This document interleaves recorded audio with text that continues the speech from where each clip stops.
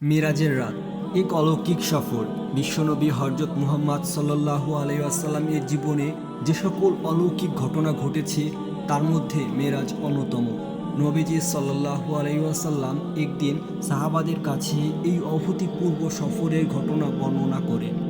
এক রাতে আমি হযরত উম্মে হানি রাদিয়াল্লাহু আনহু এর ঘরে বিশ্রাম নিচ্ছিলাম। আমি তখন তন্দ্রাচ্ছন্ন অবস্থায় ছিলাম। হঠাৎ ঘরের ছাদ ফাঁক করে এক আগন্তুক প্রবেশ করলেন। সঙ্গে ছিলেন কয়েকজন ফেরেশতা। তিনি ছিলেন হযরত জিবরাইল আলাইহিস সালাম। এরপর তিনি আমার বুকের ওপর থেকে তলপেট পর্যন্ত চিরে আমার হৃদয়টা বের করে তা জমজম পানি দিয়ে ধুয়ে পবিত্র করলেন। এরপর আমার বক্ষ পুনরায় ঠিকঠাক করে দেওয়া হলো। এরপর আমার জন্য আনা হলো এক বিশেষ বাহন, বোরাক। এটি গাধার চেয়ে বড়, খচ্চরের চেয়ে ছোট এবং উজ্জ্বল শ্বেতবর্ণের। আমি সেটিতে আরোহণ করলাম এবং ঊর্ধ্ব আকাশের পথে যাত্রা শুরু করলাম।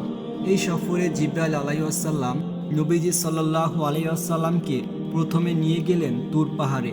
সেখানে আল্লাহ তাআলা হযরত মুসা আলাইহিস সালাম এর সঙ্গে কথা বলেছিলেন এবং তাকে নবুয়ত দান করেছিলেন। তিনি সেখানে 2 রাকাত নামাজ আদায় করলেন।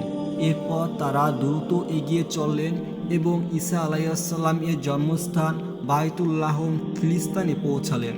জিবরাইল আলাইহিস সালাম তাকে সেই স্থান চিনিয়ে দিলেন আর তিনি সেখানে আরও 2 রাকাত নামাজ আদায় করলেন। এরপর বিভিন্ন নবীদের স্মৃতিবিজড়িত স্থান পার হয়ে তারা বায়তুল মুকাদ্দাসে পৌঁছালেন।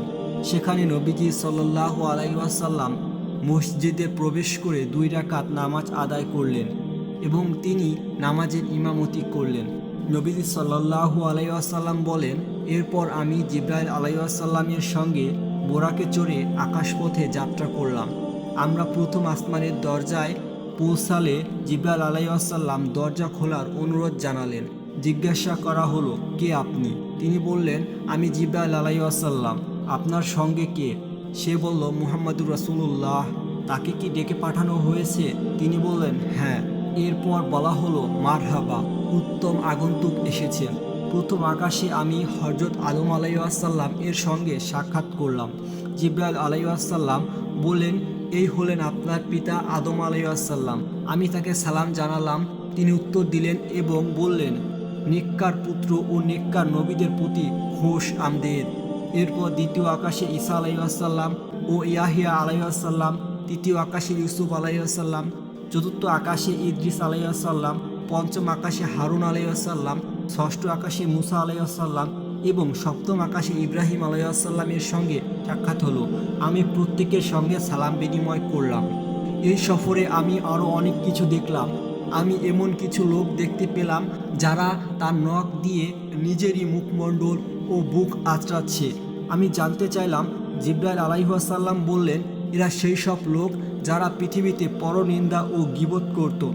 নবীজি সাল্লাল্লাহু আলাইহি ওয়াসাল্লাম জান্নাতে প্রবেশ করলেন এবং একটি পরিচিত আওয়াজ শুনতে পেলেন। তিনি জানতে চাইলেন, এটা কিসের আওয়াজ? জিবরাইল আলাইহিস সালাম বললেন, এটা মুয়াজ্জিন বেলালের কণ্ঠ। মিরাজ থেকে ফিরে এসে সাহাবাদের কাছে বললেন, বেলাল সফলতা অর্জন করেছে। মুসনাদে আহমদ। সপ্তম আকাশের পর আমরা সিরাতুল মুনতাহায় পৌঁছালাম। সেখানে আমি লাউহে মাহফুজের কলম চালানোর শব্দও শুনতে পেলাম। তখন জিবরাইল আলাইহিস সালাম বললেন, আপনার সঙ্গ দেওয়া আমার এখানেই শেষ। এরপর থেকে আপনাকে একাই যেতে হবে। যদি আমি এক পাও সামনে বাড়াই আমি পুড়ে যাব। এরপর প্রিয় নবী সাল্লাল্লাহু আলাইহি ওয়াসাল্লাম রফ নামক এক বিশেষ বাহনে চড়ে আল্লাহর দরবারে পৌঁছালেন।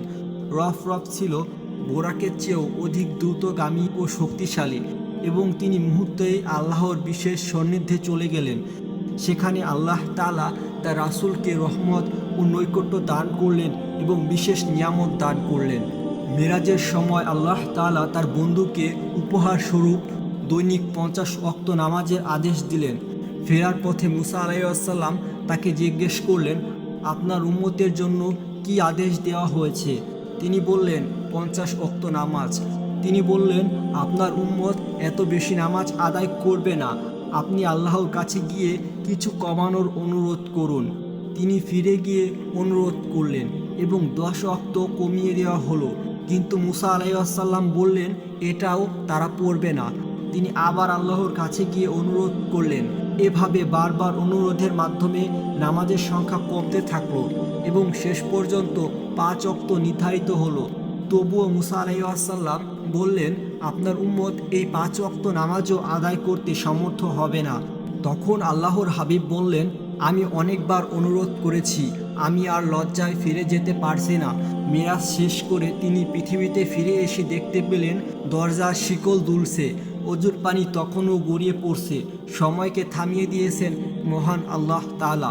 পরদিন তিনি চিন্তিত অবস্থায় বসে ভাবছিলেন রাতের ঘটনাকে তিনি প্রকাশ করবেন যদি সবাই তাকে মিথ্যাবাদী বলে। তখন আবু জাহেল সেখান দিয়ে যাচ্ছিলেন। সে বলল, কোনো ব্যাপার আছে নাকি? আল্লাহর হাবিব বললেন, গতরাতে আমার মেরাজ হয়েছে। তখন আবু জাহেল বিদ্রূপ করে বললেন, কতদূর পর্যন্ত যাওয়া হয়েছিল? নবীজি সাল্লাল্লাহু আলাইহি ওয়াসাল্লাম বললেন, বাইতুল মুকাদ্দাস। সে বললেন, তাহলে সকালেই ফিরে এলে? এ কথা কি তুমি সকলের সামনে বলতে পারবে? আল্লাহর হাবিব বললেন, হ্যাঁ। সে লোকজন ডেকে এনে তাকে বললেন, আমার কাছে যা প্রকাশ করেছ তাদের কাছে তা প্রকাশ করো। নবীজি সাল্লাল্লাহু আলাইহি ওয়াসাল্লাম রাতের ঘটনা প্রকাশ করলেন। তখন সকলেই হতবাক হয়ে কেউ হাতে হাত রাখলেন, আবার কেউ মাথায় হাত রাখলেন। কিন্তু যখন ঘটনাটি হযরত আবু বকর রাদিয়াল্লাহু আনহুকে বলা হলো, তিনি বললেন, আমি তো আরও বড় বড় বিষয়ে তাকে বিশ্বাস করি। এ কারণেই রাসূলুল্লাহ সাল্লাল্লাহু আলাইহি ওয়াসাল্লাম তাকে সিদ্দিক অর্থাৎ বিশ্বাসী উপাধিতে ভূষিত করেন। তিরমিজি, তিনি নবীজি সাল্লাল্লাহু আলাইহি ওয়াসাল্লামের কাছে যা শুনতেন কোনো কারণ ছাড়াই তা বিশ্বাস করতেন।